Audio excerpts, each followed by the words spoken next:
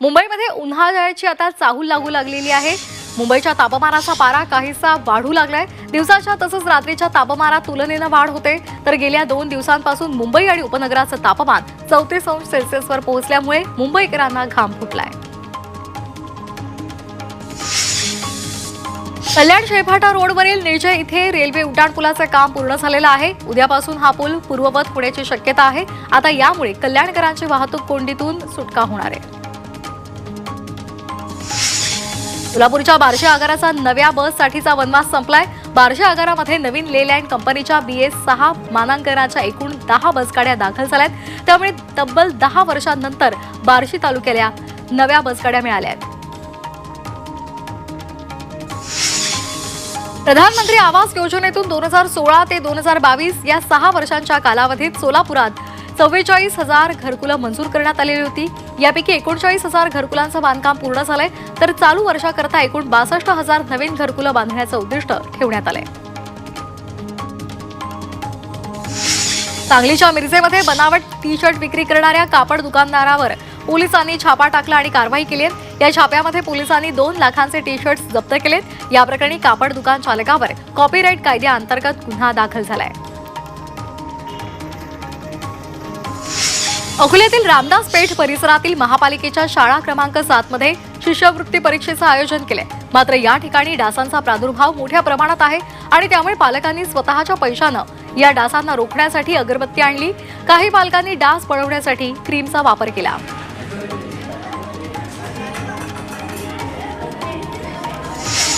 साताऱ्याच्या उमरठ ते रायगड या धारातीर्थ यात्रा मोहिमेला कराड तालुक्यातून सुरुवात झाली आहे। कराड दक्षिणचे आमदार डॉक्टर अतुल भोसले यांच्या हस्ते भगव्या ध्वजाचं पूजन करण्यात आलं। यावेळी कराड शहरातून धारकऱ्यांनी रॅली काढत छत्रपती शिवाजी महाराज की जय अशा घोषणा दिल्या। फ्रान्समध्ये आजपासून 2 दिवसाचं AI शिखर परिषद सुरू होत आहे। या परिषदेला पंतप्रधान नरेंद्र मोदी उपस्थित असणार आहे। या परिषदेला जागतिक नेते, महत्त्वाच्या कंपन्यांचे अधिकारी आणि तज्ञ उपस्थित असतील। पंतप्रधान नरेंद्र मोदी यांचा परीक्षा पे चर्चा हा वार्षिक कार्यक्रम आज होणार आहे। नवी दिल्लीमधील भारत मंडपम इथं या कार्यक्रमाचं आयोजन करण्यात आले। संतोष देशमुख हत्येचा तपास योग्य होणार का असा सवाल सामाजिक कार्यकर्त्या अंजली दमानिया यांनी केलाय। खूप काही लपवलं जातंय असंही वाटतंय अशी शंका त्यांनी उपस्थित केली आहे। या घटनेशी संबंधित स्कॉर्पिओ गाडीतील 2 मोबाईलचा डेटा कधी मिळणार, धनंजय मुंडेंवर गुन्हा का दाखल झाला नाही असे अनेक सवाल त्यांनी विचारले। परभणीतून निघालेला लॉंग मार्च का थांबला असा सवाल करत विशेष दूतांनी लॉंग मार्च चिरडला असा आरोप करत आमदार जितेंद्र आव्हाड यांनी सुरेश धसांवर अप्रत्यक्ष निशाणा साधलेला आहे। सोमनाथ सूर्यवंशींच्या हत्येच्या निषेधार्थ हा मार्च काढण्यात आला होता। मनोज जरांगे यांच्या मेहुण्यासहित 9 जणांवर तडीपारीची कारवाई करण्यात आलेली आहे। जालन्यामध्ये वाळू माफियांविरोधात प्रशासन सतर्क झालं असून वाळू चोरी तसंच इतर गुन्ह्यातील 9 जणांवर तडीपारीची कारवाई करण्यात आली आहे। यामध्ये मनोज जरांगे यांच्या मेहुण्याचाही समावेश आहे। कुणाचा नातेवाईक असल्यामुळे अटक होत नसते तर गुन्हा केला की अटक होते अशी प्रतिक्रिया देवेंद्र फडणवीसांनी दिली आहे। मनोज जरांगे यांच्या मेहुण्यावर तडीपारीची कारवाई केल्यानंतर मुख्यमंत्री देवेंद्र फडणवीसांनी ही प्रतिक्रिया दिली। आगामी मुंबई महापालिका निवडणुकीच्या पार्श्वभूमीवर मुंबई काँग्रेसची बैठक पार पडली। या बैठकीमध्ये स्वबळाचा सूर ऐकायला मिळाला। सर्व कार्यकर्त्यांनी स्वबळावर निवडणूक लढवण्याची इच्छा पक्षाच्या निरीक्षकांकडे व्यक्त केली अशी माहिती काँग्रेसचे जिल्हा सरचिटणीस सचिन मोहिते यांनी दिली आहे।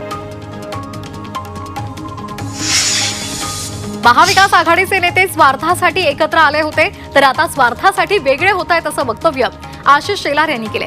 काँग्रेस कार्यकर्त्यांचा स्वबळाचा नाऱ्याच्या चर्चेवरून शेलारांनी महाविकास आघाडीच्या नेत्यांवर निशाणा साधलाय। एकटा लढण्याची गरज पडल्यास तयारीला लागा असं म्हणत आमदार नितेश राणेंनी स्वबळाचे संकेत दिले। कुडाळमध्ये शिवकार्य सदस्य नोंदणी अभियानाचा शुभारंभ करण्यात आला त्यावेळी ते बोलत होते। संजय राऊतांनी उद्धव ठाकरेंना राजकीय दिवाळखोरीत टाकलं असा आरोप आमदार निलेश राणे यांनी केलाय। संजय राऊतांमुळे उद्धव ठाकरेंचा राजकारणातून पत्ता कट झाला अशी टीकाही त्यांनी केली। संजीवराजे नाईक निंबाळकरांची चौकशी पूर्ण झाली आहे। गेल्या 5 दिवसांपासून ही चौकशी सुरू होती। फलटणमध्ये प्राप्तिकर विभागाकडून निंबाळकरांच्या निवासस्थानी चौकशी झाली. रायगड जिल्ह्यात भाजपनं आपल्याच मित्र पक्षाला मोठा धक्का दिलाय. शिवसेनेतील नाराज माजी जिल्हा संपर्क प्रमुख प्रकाश देसाईंसह शेकडो समर्थकांनी पालीतील मेळाव्यात खासदार धैर्यशील पाटील यांच्या साक्षीनं भाजपत प्रवेश केला. सांगलीमधील राष्ट्रवादी शरदचंद्र पवार पक्षाचे युवा जिल्हाध्यक्ष विराज नाईक यांनी जिल्हाध्यक्ष पदाचा राजीनामा दिलाय. विराज नाईक हे राष्ट्रवादी काँग्रेस शरदचंद्र पवार पक्षाचे माजी आमदार मानसिंगराव नाईक यांचे सुपुत्र आहेत. मात्र विराज नाईक यांनी जिल्हाध्यक्ष पदाचा राजीनामा दिल्यामुळे राजकीय वर्तुळात चर्चा सुरू झाली आहे. सर्वसामान्य नागरिकांच्या अडचणी सोडवण्यासाठी मुंबईच्या बाळासाहेब भवनामध्ये जनता दरबाराचं आयोजन करण्यात आलंय. यासाठी उद्योग आणि मराठी भाषा मंत्री उदय सामंत हे नागरिकांच्या समस्या जाणून घेण्याकरता उपस्थित राहणार आहेत. कोल्हापूरचे आमदार राजेश क्षीरसागर यांनी आज शक्तीपीठ महामार्गासंदर्भात बैठक बोलावली आहे. कोल्हापुरात शक्तीपीठ महामार्गाला विरोध असतानाही बैठकीचं आयोजन करण्यात आलेलं आहे. विविध संस्था आणि त्याचबरोबर संघटनांच्या वतीनं आज सकाळी 11 वाजता ही बैठक पार पडेल. सांगलीमध्ये चंद्र नमस्काराचा विश्वविक्रम झालाय. एकाच वेळी 1200 महिलांनी चंद्र नमस्कार घालून विश्वविक्रम केलेला आहे. तरुण भारत स्टेडियममध्ये चंद्र सूर्य नमस्काराचा विश्वविक्रम पार पडला.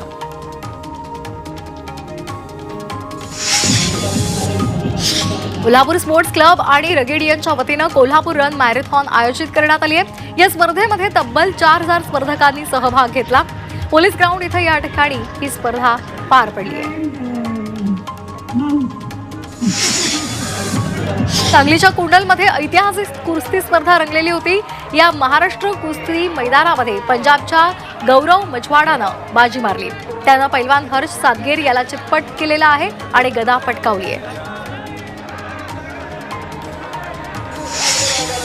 बीडमधील परळीमध्ये पशुवैद्यकीय महाविद्यालय होणार आहे. यासाठी पशुविज्ञान विद्यापीठाचे वरिष्ठ अधिकाऱ्यांनी जागेची पाहणी केली. पशुसंवर्धन मंत्री पंकजा मुंडे यांनी परळीमध्ये शासकीय पशुवैद्यकीय महाविद्यालय स्थापन करण्याचं जाहीर केलं होतं. साताऱ्याच्या कराडमध्ये वन्य प्राण्यांना जीवदान देण्यासाठी वाईल्ड हार्ट रेस्क्युअर नाईट्स सोसायटीची स्थापना करण्यात आली आहे. 30 प्राणी मित्र युवकांनी एकत्रित येऊन ही सोसायटीची स्थापना केली आहे. ते मानवी वस्तीमधील मुक्या प्राण्यांना पकडून अधिवासात सोडून देतात.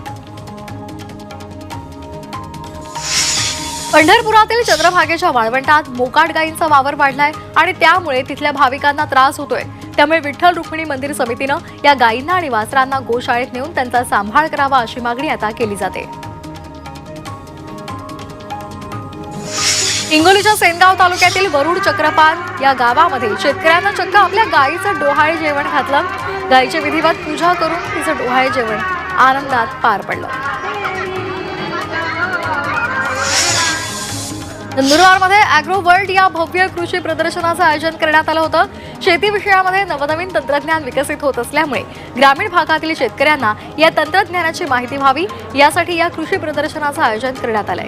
या कृषी प्रदर्शनात विविध टेक्नॉलॉजी आणि नवीन संशोधन, बियाण्यांच्या विविध जाती आणि अवजारं यांचं प्रदर्शन मांडण्यात आलंय.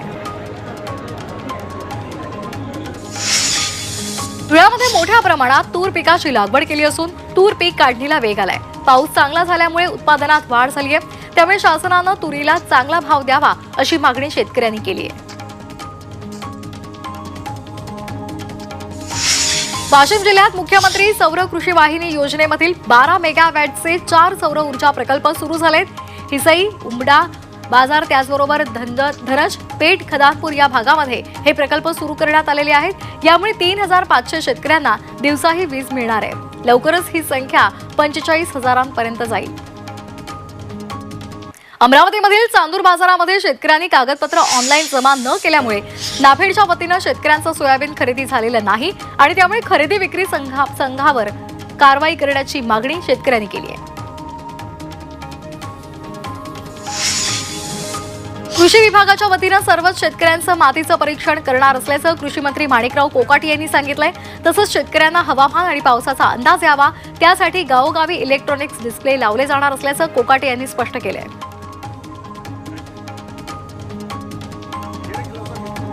नवीन तंत्रज्ञानामुळे होणारे दुष्परिणाम कृषी मंत्री माणिकराव कोकाटे यांनी स्पष्ट केलेले आहेत.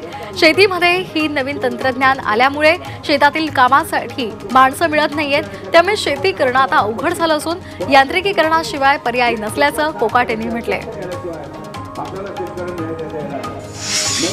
वर्ध्यामध्ये 17 वर्षीय तरुणाची हत्या झाली आहे. इंस्टाग्रामवरील पोस्टच्या वादातून ही हत्या झाल्याची माहिती मिळते. हिंगणघाटच्या पिंपळ गावात ही घटना घडली आहे. नागपुरात लक्झरी लाईफस्टाईल जगणाऱ्या एका चोरट्याला पोलिसांनी अटक केली आहे. या चोरट्यावर छत्तीसगड, चंद्रपूर आणि भंडाऱ्यामध्ये चोरीचे गुन्हे दाखल आहेत.